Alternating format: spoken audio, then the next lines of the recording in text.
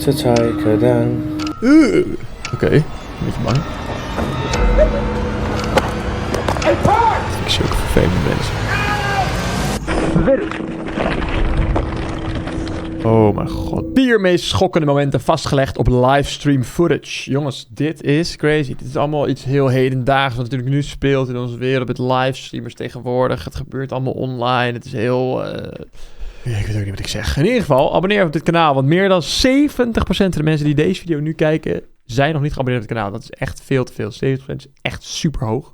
Zo waanzinnig zijn als je zou abonneren. Like even. En laten we een comment achter waar ik nog meer op moet reageren. Want ik kan echt oneindig veel van dit soort video's vinden voor jullie. Maar als je iets anders wil zien met mij, omdat je het zelf niet durft te kijken, let me know. In December of 2022, the authorities in Northern Ireland came across a bizarre crime scene where the most likely suspect was somehow in 2 places at once.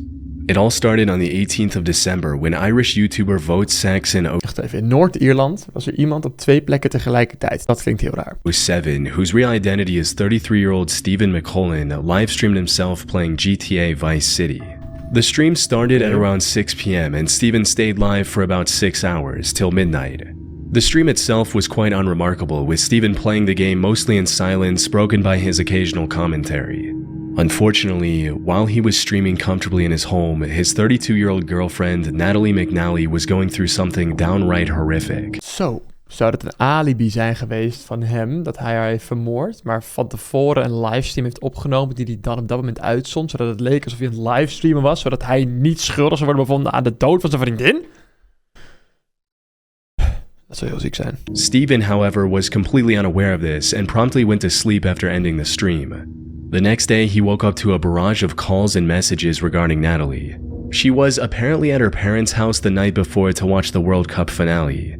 The match ended at around 6 p.m. and Natalie went back to her home shortly after, which ik weet nog precies het moment dat ik dat keek in Frankrijk. Wasn't too far away. She lived alone in Northern Ireland with her 2 cats and a dog. However, the next day, no one could get through to Natalie. She didn't show up to work and wasn't picking up her phone either. At the time, she was also 15 weeks pregnant with Stephen's child. Oh mijn god, ja, je hoort echt zo vaak dat mannen hun eigen vriendin killen als ze zwanger zijn. Niet dat ik zeg dat hij dat heeft gedaan. Dat zeg ik nog niet, want dat weet ik nog niet, maar er lijkt het tot nu toe wel naartoe te gaan. So when she went silent, her friends and family grew worried, fearing she was facing some health concerns. After learning about her absence and waiting a few hours for a response, Stephen went to her home, which was about 20 minutes away from his home in Lisburn. Unfortunately, he was too late. When Stephen arrived at Natalie's home, the door was wide open. Inside, he found her lifeless on the floor. She had been killed. The 32-year-old died a violent death, having been stabbed a number of times. Oh. Stoken is ook echt niet chill. Post-mortem reports showed that she was killed on the night of December 18th, not long after she came back from her parents' home. However, investigators did not find any evidence of a forced entry into her home.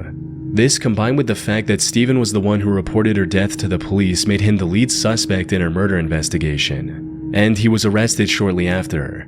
However, this arrest didn't last long, because as the authorities quickly found out, Stephen had a strong alibi. According to the post-mortem report, Natalie was killed during the same time Stephen was live streaming from his home. Investigators looked through Natalie's phone and found the last text Stephen sent to her at 5:57 p.m., which read, "Right, I'm off to stream the night away. Wish me luck." To which Natalie replied, "I might have a peek at your live stream later." This was enough to clear Stephen's name from any wrongdoing. Oké, interessant. Ik ben benieuwd. But it left investigators with no clear direction on where to look next. Stephen did give them the name of someone he suspected. However, investigating that person didn't lead to any breakthrough in the case either. And the name of this person was never made public for this reason. Luckily, detectives found CCTV footage a few days later showing a man dressed in dark clothes and white shoes heading towards Natalie's home at 8:52 p.m. And then the same person going back about 40 minutes later. Given his timing, investigators determined that this was the killer. Shockingly, he had the same height and build as Stephen. Oké. Dit lijkt toch de verkeerde kant op te gaan. Put him on the radar once again, but it also raised a valid question. If Stephen was the perpetrator, how could he be in 2 places at the same time? Without any other option, the authorities put a £20,000 reward for information regarding the killer and continued investigating. They also feared that by the time they started this investigation, the killer could have easily fled to any of the neighboring countries. In the meantime, Natalie's case had become national news, resulting in multiple memorials around the country. This put even more pressure on the investigators to find the killer as quickly as possible. They made several arrests and even seized the suspect's car. Investigators also found the weapon the killer used on the 5th of January 2023, which was a knife from her own home. Waar hebben ze dat gevonden dan? However, none of these developments brought them any closer to identifying the killer. Hoe kan dat nou? Maar je vindt dat mes, maar waar vind je dat dan? Hoe kan je dat vinden? Is het gewoon weggegooid? Ik heb iets meer informatie nodig. That is until January 31st when they arrested Steven again, but this time with solid evidence. As it turns out, the only thing keeping him out of suspicion, the livestream, was completely fake.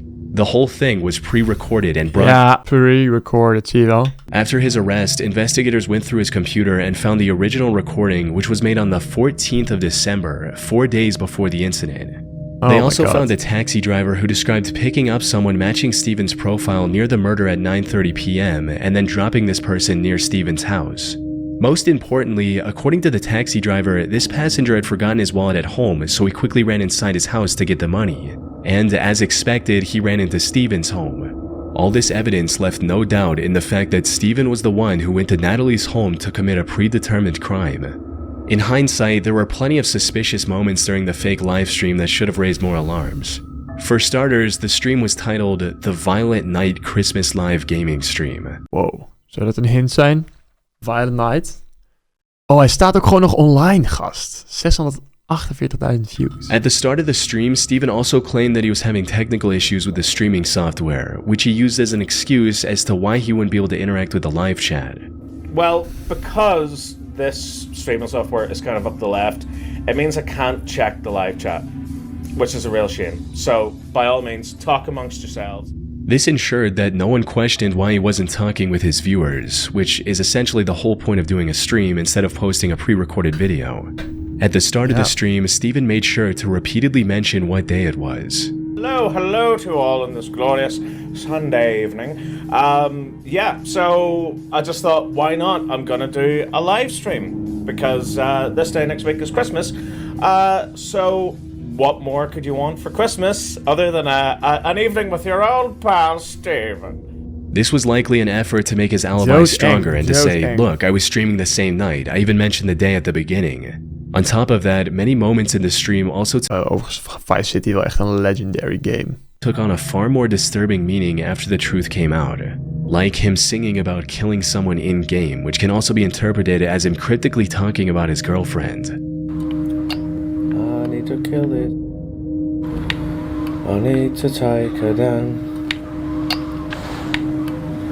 'Cause I won't pass the mission if I don't get this to die.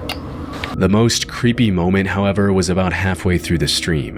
While he was on break, suddenly the live stream back soon graphic switched with a poster of a James Bond movie called No Time to Die.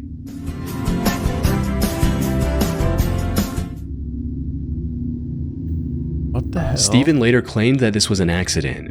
He accidentally dropped his controller on the keypad, which made the strange graphic come up. But since we now know that the live stream was pre-recorded, Steven deliberately included this graphic at this point during the editing, likely alluding to the crime he was going to commit on that day. This theory becomes even more credible once you consider the fact that this movie poster came up at about 9:15 p.m., which perfectly aligns with the time he was at Natalie's house committing the brutal crime. That said, his clever schemes were derailed and he was charged with murder. Hopefully Natalie and her family can get the justice they deserve. What the hell? Wat een crazy loco debiel. Hoe heette die gozer nou? Shit, ik kan de originele niet meer vinden. Ik denk dat hij niet meer online staat. Helaas. The most eerie part of the first one is her saying she might take a look at the stream later. There's the chance he was watching his stream when he entered her home. Wow, inderdaad, ja. Zit je gewoon die live in te kijken, loopt je opeens naar binnen. Oké, we gaan door. 2020, Ernest Wilson went live on Facebook during a house party, without knowing that these were his final moments alive. Ernest was a 24-year-old warehouse worker living in Baltimore, Maryland. The only passion he had in life was for partying, playing board games, and turning them into drinking games. Dat klinkt een beetje als Frank Slotta. De enige passies in het leven? Drankspellen, bordspellen. Unfortunately, the 2020 pandemic and the subsequent lockdown closed every public venue he frequented. So he decided to take matters in his own hands and came up with a solid plan. He would rent Airbnbs, host an invite-only party which he referred to as a game night with a fee to cover the expenses, and have a good time with his friends. Oké. These parties started off small but quickly grew in numbers as more and more people became aware of them. And on April 3rd, he went onto Facebook to plan another party that weekend, asking, "Should I do game nights again this weekend?" 3 april 2020, dat was echt letterlijk het begin van de COVID-tijd, toch? Dat begon echt, die lockdown was, wanneer was dat nou? Januari? Nee, maart, toch? Begin maart of zo. Na 1 maand had hij dit al. Helemaal opgebouwd, oké. After receiving enough confirmations, he decided to go ahead with the plans and announced a 2-day game night with free entry for girls and a $5 fee for the guys. Not long after this announcement, he also made a post about bringing uninvited people, stating, "Please don't show up with nobody I didn't personally invite if we didn't discuss it first. They're going to get left outside." Maybe he had experienced problems. Ja, dat is toch, ik weet niet. Mensen die je niet kent zo uitnodigen naar zo'n plek, is toch nooit echt chill, denk ik hoor. With uninvited guests at past events. Or maybe he simply wanted to know the exact number of attendees ahead of time. But in hindsight, his concern makes a lot more sense. As the night approached, Ernest started the event, and it went just as well as he could have hoped, with everyone dancing and having a good time. That is until Dit is een livestream. Waarom zou je ook livestreamen als je iets illegaals doet? Dit was illegaal, toch? Toen. 2:30 a.m. when the group decided to play the hide-and-seek game they discussed earlier. Ernest took charge as the first seeker and began a countdown at the Airbnb's backyard. Dit is letterlijk iets wat ik ook zou kunnen doen. Wel leuk. Gewoon verstoppertje. In een leeg huis. 1, 2, 3, 4, 5, 6. However, as soon as he began searching for his friends, he stumbled upon something completely unexpected. 1, 2, 3. Who the is that, G? I don't know. I'm in your face. Get your on the other side of this gate. Wow, joh, er klimt iemand over het hek. Wat gaat hier gebeuren? Oh mijn god. Is dat het gewoon... Oké, een beetje bang. Who the? This can't be one of my friends. He saw someone trying to jump the fence and break into the property. Now, the correct response would have been to go back inside to safety and call the cops on this intruder. However, Ernest was already a bit under the influence at the time and made the biggest mistake of his life. He decided to confront the man on his own, and that's when things took a turn. The intruder was armed, and after some back and forth, tragically shot Ernest before fleeing the scene, all of which could be heard on the livestream. Nee. Is het gewoon op livestream gebeurd? On the ground. Hey, Pard! The police arrived at the property at 2:45 a.m. where they found Ernest lying in a pool of his own blood. According to the few statements that were released to the public, this appeared to be a case of a robbery gone wrong. However, some believe there was more to the story. This is because during Ernest's struggle with the intruder, a girl can be heard laughing in the background. Ja, waarom lacht zij? Unfortunately, from what I can find, the police never caught the suspect, and Ernest's case remains open to this day. Maar als je iemand neerschiet in Amerika ook, dan is het zo moeilijk om die dader te achterhalen. RIP. On September 7th, 2024, a 32-year-old man by the name of Joseph Couch opened fire on vehicles traveling down I-75 near the city of London, Kentucky. Maar wacht even, hij doet gewoon zomaar op auto's schieten? Ik begreep het niet helemaal. Hij schiet gewoon random auto's op de snelweg. He managed to hit 12 En er is blijkbaar een stad die heet Londen, Kentucky. Je hebt geleerd. cars, injuring 5 people. Fortunately, there were no fatalities. As authorities rushed to his location, Joseph managed to escape into the wooded area alongside the highway. This left the investigators with no choice but to search the Daniel Boone National Forest, hoping Oh man, sorry hoor. Carnaval weekend gehad. to find the mass shooter. In the meantime, they also began looking into Joseph's past and made some chilling discoveries. He served in the Army Reserve from 2013 to 2019 before receiving an honorable discharge due to him developing PTSD. More importantly, this wasn't his first entanglement with law enforcement. Back in 2015, he was arrested for throwing a rock at a dog and then pointing an AR-15 at its owner. Oké, AR-15 is een mitrailleur. Joseph had to pay $1,000 for bail, and the case was later dismissed a few months later. However, the same year he was arrested again. this time for supplying a minor with alcohol and vandalizing private property with spray paint. Zo'n random dingen doet hij allemaal. This resulted in him having to spend 6 months in jail, alongside 200 hours of community service and a $1,500 fine. All of this highlighted just how mentally unstable he was.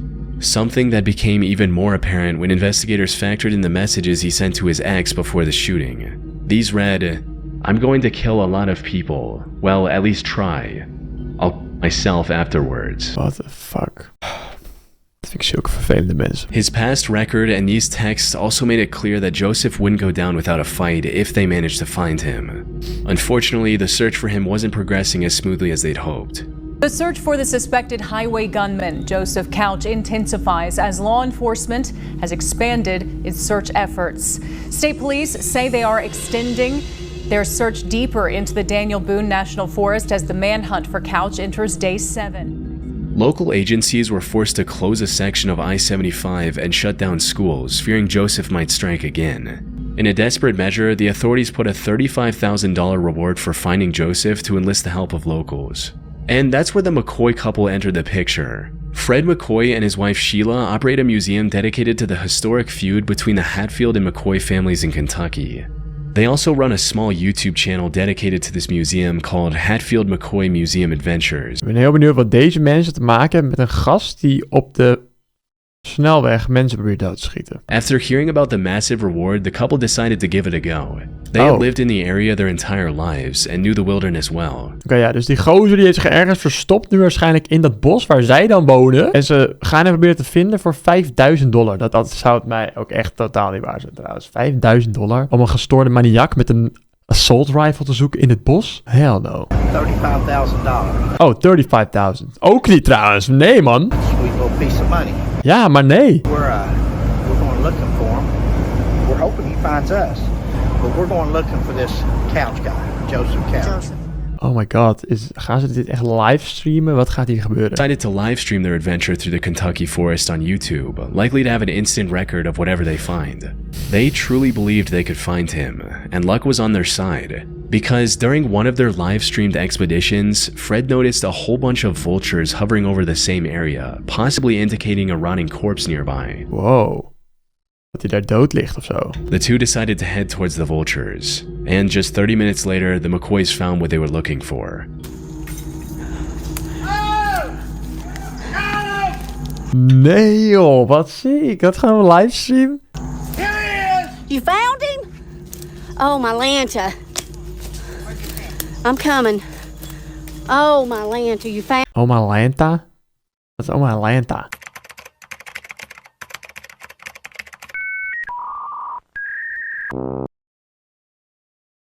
Found him. Oh, my Lanta. Wat is dit voor een stel? They immediately alerted the authorities, who used DNA testing to confirm the body was indeed Joseph Couch. A later autopsy report also confirmed that he went through with the plan he talked about in his message. After 13 days of searching, the I-75 shooter mystery finally came to a close, ending the manhunt and easing the fear of Joseph still being out there. Wat lijp dat die gast hem gewoon vindt ook nog, joh, door die vultures in de lucht. Oké, nou, hij heeft wel $25,000 verdiend dan. Dat is wel chill voor hem. RIP wel. Wat ziek. On October 28, 2019, a 47-year-old Japanese man named Tetsu Shiohara livestreamed himself climbing Mount Fuji. And what was supposed... Oh, Mount Fuji. Volgens mij hoogste berg van Japan, of niet? Hey, als ik niet verkeerd begrijp. Supposed to be nothing more than a fun stream, quickly turned into an avoidable tragedy. Wacht even tussendoor. Hoe hoog is die berg? Mount Fuji. 3776 meter, de hoogste berg van Japan. En het is een vulkaan. Wel een lijp ding, joh. Okay. You see, Tetsu had been climbing Mount Fuji... Niet super hoog, niet hoger dan de hoogste berg in Europa. ...since 2017, and had already reached the summit many times. However, all of those previous expeditions were during the climbing season, which stretches from July to mid-September. Okay. And while it's not an easy task, it's far safer during these months with maintained trails, milder weather, and resting huts along the way that also sell essential supplies like food and oxygen cans. Okay. So when Oxygen, heb je dat nodig op 3700 meter? Nee, toch? Tetsu decided to climb the mountain in late October, it was already covered in thick, slippery snow. And the conditions were far harsher than he could have imagined, with winds reaching up to 60 miles per hour. All of the resting spots on the mountain were also closed for the off-season. But despite this being his first off-season climb, the unfavorable conditions did not deter Tetsu.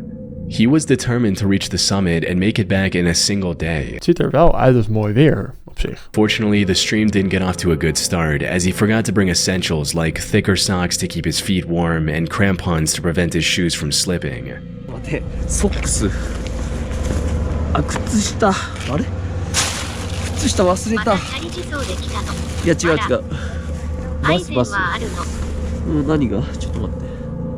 Later, he also commented on how he didn't bring any food with him to avoid making his backpack too heavy. Geen eten mee en duurt de hele dag zo'n klim. As the climb continued, not having food became the least of his worries, as he quickly realized the snow that day was deeper than he could have imagined.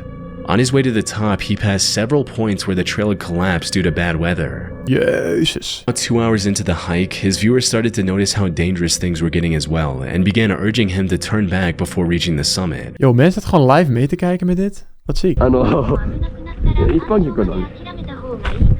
そうやね。そうやね。でも山頂まで行けちゃうと思うよ。この。Wow, dus als mensen iets commenten in die livestream, hoor je het gewoon hardop daar. Het kan alleen als je weinig mensen in de livestream hebt, anders dan word je helemaal gek. Sadly, this is where his luck ran out. While treading through a particularly steep section of the trail, Tetsu slipped and fell down the mountainside. Nee, joh. 外埋まってんだけど雪で。Oh mijn god. ここも危ないね。ちょっと斜面。滑る。Oh my god. Seconds after slipping, his phone hit a rock and turned off, ending the live stream. His viewers immediately alerted the authorities. However, due to the harsh conditions, it took rescue workers 2 days to locate Tetsu's body. They found it severely dismembered, 2,300 feet below the point where he'd slipped. Oh now, my God. for most people, this was an open and shut case of an inexperienced and underprepared person misjudging the dangers of Mount Fuji. But I came across some interesting theories regarding the situation. For example, one person stated, I don't think he wanted to go exactly how/where he did on the mountain, but if you ever saw the livestream, you'd know that he definitely was planning on doing it. Oh, dus mensen denken dat hij expres dit heeft gedaan. Although there's no evidence to prove this theory, and we'll never know for sure if this was actually his intention. Wow, wat lijp. RIP, man. Grimmige livestreams weer. Ik heb het gevoel dat onze video's steeds grimmiger worden de laatste tijd. Maar goed, als je dat leuk vindt, laat het weten. Als je het niet leuk vindt, laat het ook weten. Ik zie jullie de volgende keer weer. Peace.